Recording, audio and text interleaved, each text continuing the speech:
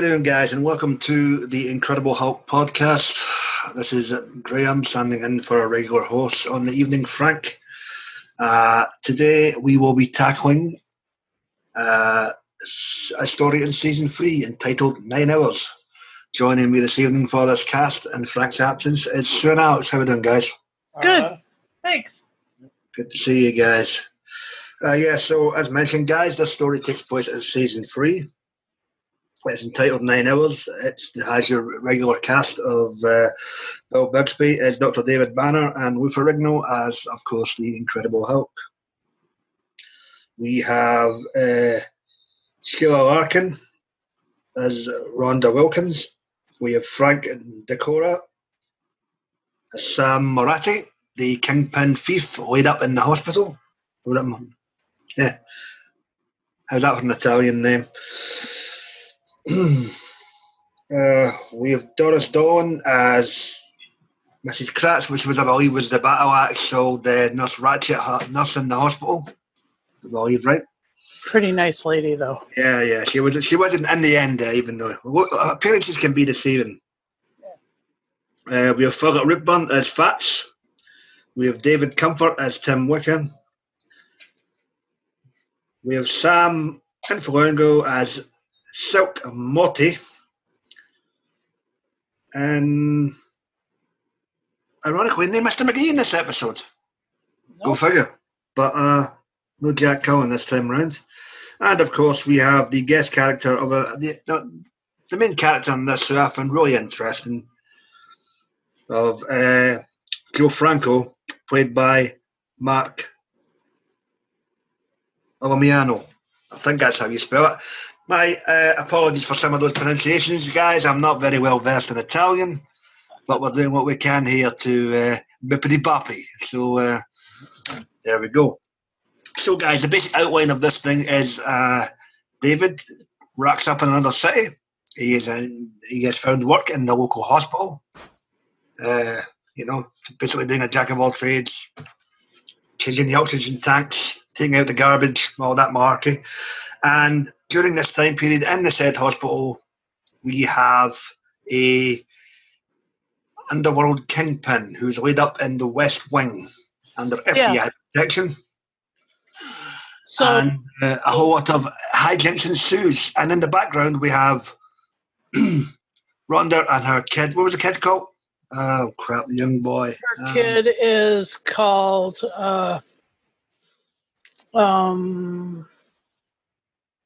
Very professional. The young boy, anyway, yeah. So David basically, the residence in which he's staying, he befriends Rhonda and a young son, and basically he's without a father figure after her ex-husband is up and left, and the upstairs neighbour is a disgraced ex-cop with a drinking problem.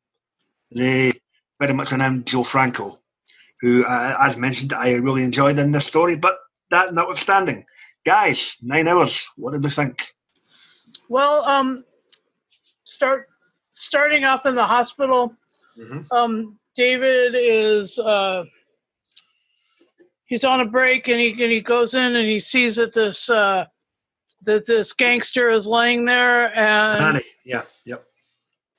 And this is like one wing of the hospital, and the whole thing is just devoted to this one guy. Mm-hmm. Because he's obviously turning state's evidence. And there's a nurse with him, and she is his only attending nurse, and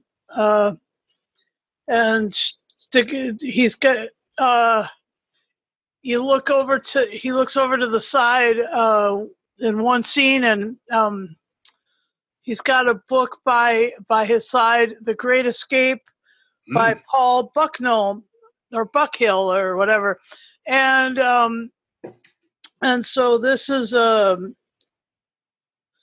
kind of a sort of foreshadow fun thing that you see, and then he goes to the boarding house.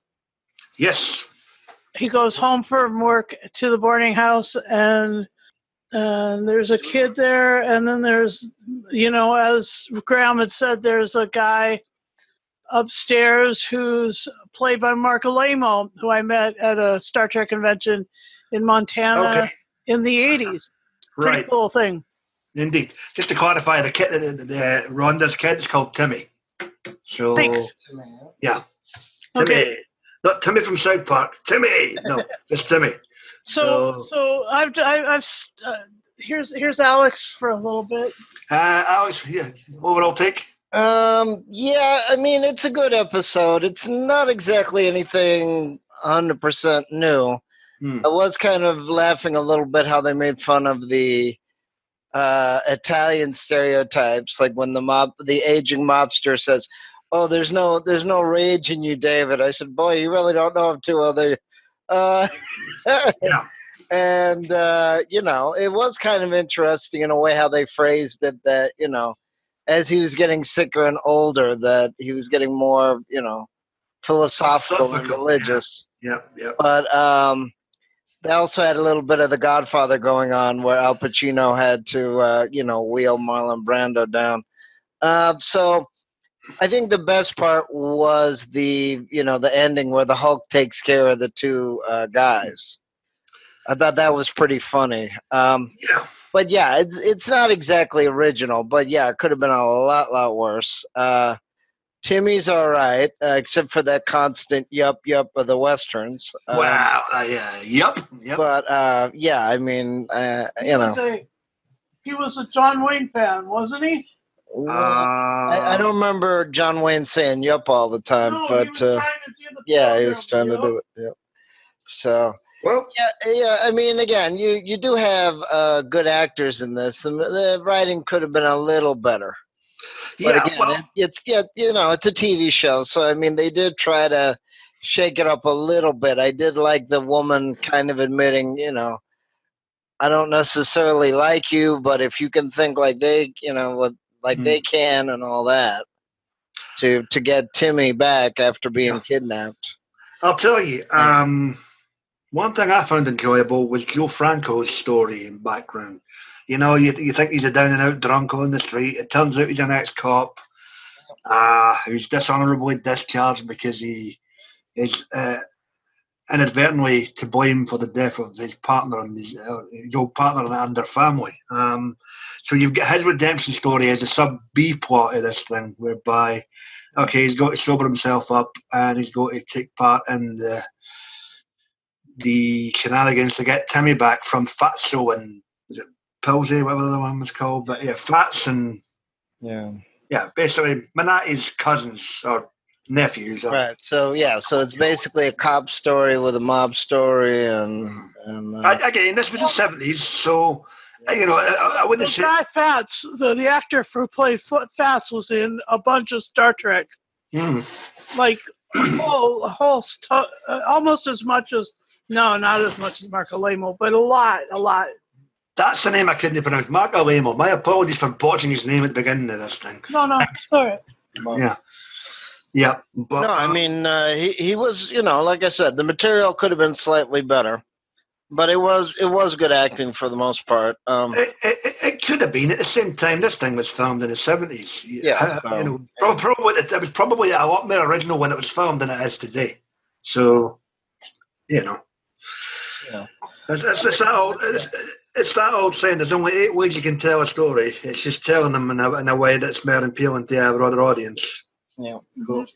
Yeah. So I mean, that was pretty funny. That another scene with David falling down the manhole.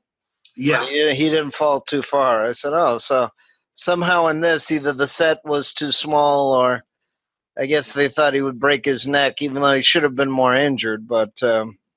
That was kind of interesting with the Hulk and what the Hulk does in this episode, and he kind of finishes the story up. I mean, what I did find interesting was the meticulous planning of Fats and the mobster crew. They watched everybody like clockwork. They watched David. They saw his routine and habits. Then they watched Joe. Okay, there's a drunk. The kid goes and sees him, and they meticulously planned this for a good, I don't know how long, but. For the purpose of the episode, I believe you saw it for 2-3 days before executing the plan and kidnapping Timmy. So it was interesting in that regard. meticulous, especially when it came to hiring the hitmen to go take out old Sam lying in the bed there. So interesting stuff there. And the thing that Alex was alluding to, or talking about the when he fell down the manhole, that's when he ended up hulking out.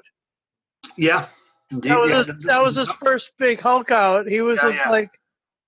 Yeah, the first Hulk out was in the manhole. The second one was when he gets shot in the hospital corridor. So. Rawr. Yeah, brother. It was interesting. There you go. No, go ahead. No, I'm just saying as I say, that my main take for this, aside for the writers, was the redemption story of Joe Franco. I really enjoyed that aspect, So he's sober now, and no need to go to Betty Ford. Yeah. Yeah. Why not? And the kid in the theater watching things, and then the movie, the movies, and he was he kept asking questions and stuff, and then Joe went and saw him there, and then he was disguised as Fats to feed the kids towards the end, because David did a 9-hour deadline, which is why the episode ironically is called 9 Hours. They kidnapped the kids, and within 9 hours you've got to open that hospital door to let the thugs in to do their deed to old Sam there, or it's capiche, bang bang boom goes the kid. So there we go. Yep. How's that for an offer you can refuse?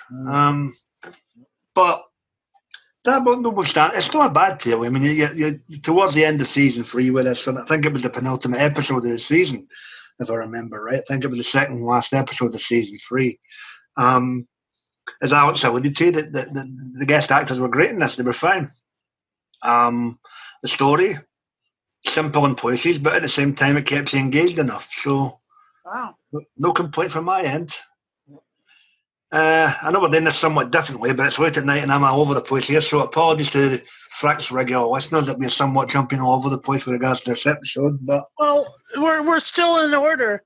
The next scene was David making an obstacle course. He sprayed stuff all over the floor, and then he moved all the things out so that it would give these guys, it would give him a chance to move the patient. Yeah, that was towards the end. I just meant we're jumping out for plot points, for the kid and. Well, the kid was in the theater, and then after that, I just mean other things. Time David is preparing the hospital for the. I just mean other things took place before all that. You had Timmy's birthday party, where Joe was somewhat drunk on the street and was mean to him. You had, but there's just other things we've kind of glossed over here. But as I say, we're just trying to pick out the key elements of this, and at the same time, record a half decent show for our buddy Frank while he's indisposed this evening. So. Anything else stand out for you guys? The second Hulk out, he gets shot. Yes, he does. Yep. He gets shot, and I think it was intimated it was like the back of the leg, though. I don't think it was anywhere. Well, yeah, he looks at the gunshot wound, and I was expecting him to squeeze his leg and the bullet pop out, but. I guess it just got lodged in there, Yeah, you're right. It wasn't in a terrible place. What I did find interesting, though, was at that particular scene, you had the nurse. Was it Miss Garassi or whatever her name was? Yeah. She was actually barricading her and old Sam in there. And there was a point in the episode where Sam's like, she's Italian. People like her don't like me. It was very stereotypical. I found that interesting. But one of the weird parts about this episode was that basically, again, it's one of these episodes that just ends, The old man survives. He looks funny at the Hulk because he's running away, and you never hear from him again. Nothing's ever said, Joe's hooked up with Rhonda. potentially becoming a new father figure to little Timmy. David's on his way down the road again, and you never hear of what happened to the bad guys. You're like, can we tighten the line up a wee bit, please, folks? Yeah, Alex said that it had good. Talk about the special effects, those explosions, right? Yeah, the explosions were pretty good, and like I said, the way that the Hulk was, fighting the assassins was pretty good as well. I mean, it was very explosive and very close to the camera and all that. I liked it when he put on the gun there, and he put it towards the camera, and he went in. Was it the water or the tank, whatever? Yeah. So that was quite good. It was like crashing into an aquarium. Yeah. So I mean that part was different. You don't see that in every Incredible Hulk episode. Yeah. How's that for sleeping with the fishes? Yeah, with the like one of the CinemaSins says in the last 3 movies of the Fast and the Furious, where they're making fun of the Rock sitting in the hospital bed and he's watching the Incredible Hulk, and the other guy says, "Oh, this is a bad '70s TV show," and the narrator says, "Oh, shut your mouth. That show rocked." I mean, considering it was the '70s, the Incredible Hulk, had a pretty high quality, and it wasn't, 70s and for an NBC budget, So. Yeah, it wasn't burdened down with having to play disco every 5 minutes or say, wait a minute, was it right NBC? on or whatever. Was it NBC or CBS originally? It was CBS. It was CBS. Okay. So, even though they don't like to admit it, but but it was one of the few '70s TV shows that you didn't have, 10,000 people with 10,000 slang, things and disco and all that. It was adult. I mean, they had some episodes where disco was was part of the story and stuff, but it wasn't constant. It wasn't that no disco and no Bee Gees soundtrack. Yeah, it wasn't like Welcome Back, Kotter or other shows that it was very, stuck in the decade and there's no way to get out of it.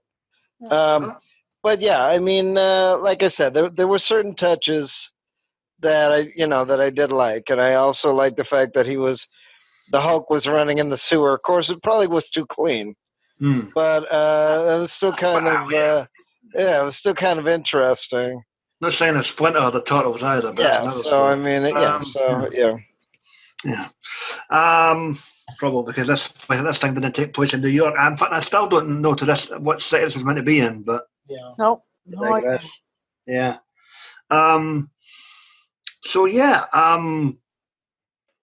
Interesting. This is one of the very few episodes in the whole series where we don't have a 5-minute cameo by Jack McGee. I noticed that. That's kind of weird. I don't know if the old fella was busy that week, but if it was just unnecessary to the story. But again, it could be unnecessary to a lot of stories. He just shows up after a random Hulk out. You're like, I just find it particularly weird that this one nowhere. Yeah,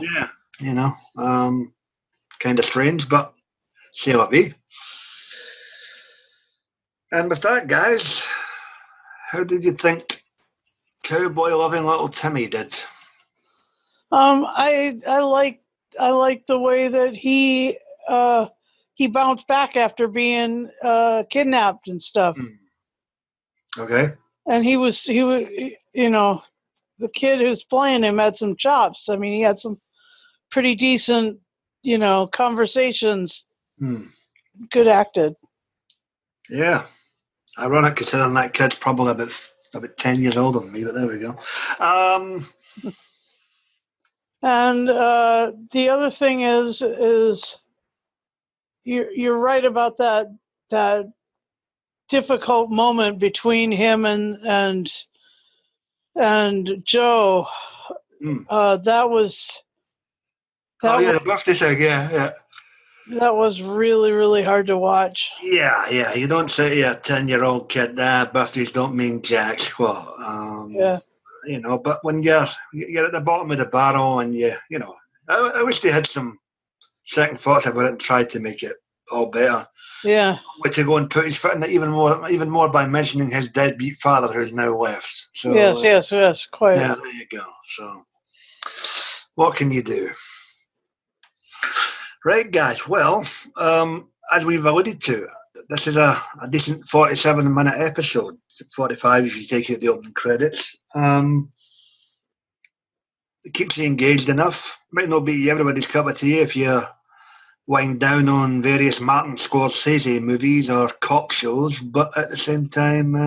Alex is fond of those. Yes, well, yeah, there you go. So, or maybe even Francis Ford Coppola movies. And his mother's fond of those. Well, there you go. Good job, Grail. Yeah, there you go. We go right through the gene pool on this show, so we do. So, Yeah. Do we have any closing thoughts regarding this tale? Yeah. Don't make the Hulk. Don't make David angry, and when he's trying to protect someone who's going to turn state's evidence. Okay, I was looking for something a bit more philosophical, but what's good for what ails you? Alex, anything for you? Well, like I said, yeah, I mean, it isn't a bad episode, and I did enjoy some of the dialogue. It probably could have had a little bit more snap to it. But as I said, the Hulk outs are good, and how the Hulk, kind of solves some of the, the opposition and stuff is very close. Yep. And that was also good in The Incredible Hulk, that even with the low budget that they had, they were able to sort of, improve and sort of take the criticism and, try to expand the material. And again, it is the 70s, so you're going to have the, the Kojak Beretta type of ambiance. Then you've got a lot of mob movies that were out at that time. And then they kind of, the Hulk didn't do a lot, but he sort of was a bodyguard in a way. And, yeah, he just kind of moved his arm. He just kind of moved his arms a bit and went roar. Yeah. But I mean, well, he did a little bit more than that. But yeah, I mean, basically, he was a bodyguard. Yeah. And again, it's TV, and they have to wrap it up. So yeah, I'd probably give this like a 7.5. Yeah, B+. Good episodes, So it does the job, and it's vastly entertaining. And with that, guys, it just leaves us to basically wrap this up for this evening. I hope this is ample for what Frank's purposes for this episode. Sue, Alex, can I thank you for joining us this evening? Yes. Yeah, thanks, Graham. Thanks, Graham. Always a pleasure, guys, and we'll hopefully have Frank back down the road. And with that, guys, which just leaves us to bid you adieu, and we'll see you very soon for another Incredible Hulk podcast. Don't Hulk out. Rawr. Well, okay, hang on. You just stole my thunder there. And in the immortal words of our host, Frank, Sue. Don't Hulk out. Thanks. That's right, brother. Good night, folks.